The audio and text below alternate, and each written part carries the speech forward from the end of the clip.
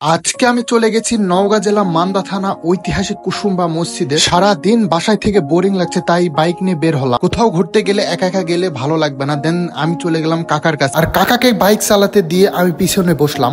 আর কাকা তো যেতে চাচ্ছিল না, এক প্রকার আমি জোরাজুরি করে তাকে নিয়ে। রোজার মাস ঘোরাঘুরি করলে শরীরটা বেশি ক্লান্ত হয়ে যাবে, এই কারণে যেতে চাচ্ছিল না। আর আমাদের বাসা থেকে কুসুম্বা বেশি দূর না, পরিবেশটা খুবই ভালো লাগে, এই জন্য মাঝে মাঝে এসে এখানে সময় কাটাই। দেন কথা বলতে বলতে আমরা কুসুম্বা মসজিদে চলে আসছি। আর ভাই এখানে আসলে মনে কেন জানি একটু বেশি শান্তি পাওয়া যায়, কারণ মসজিদটি দেখতে অনেক সুন্দর এবং ঐতিহাসিক একটি মসজিদের প্রবেশ পথের উপরে স্থাপিত শিলালিপি অনুযায়ী জানা যায় 966 হিজরি 1558-1559 খ্রিস্টাব্দে সুলতান গিয়াসউদ্দিন বাহাদুর শাহের আমলে সুলাইমান কর্তৃক নির্মিত হয়েছে বলে জানা যায়। কুসুম্বা মসজিদটির মূল কাঠামো আজও বিদ্যমান। আর ভাই মসজিদের সবচেয়ে সুন্দর জিনিস হচ্ছে মসজিদটির গম্বুজ, এটা দেখতে পুরাই অন্যরকম সুন্দর লাগে। আর এই মসজিদটির 6টি গম্বুজ রয়েছে, সামনের দিকে 3টি দেখা যায় এবং পেছনের দিকে 3টি। আর এই কুসুম্বা মসজিদটিতে অনেক দূর দূরান্ত থেকে মানুষ ঘুরতে আসে, আর বিশেষ করে 5 টাকার নোটে এই মসজিদটির ফটো রয়েছে।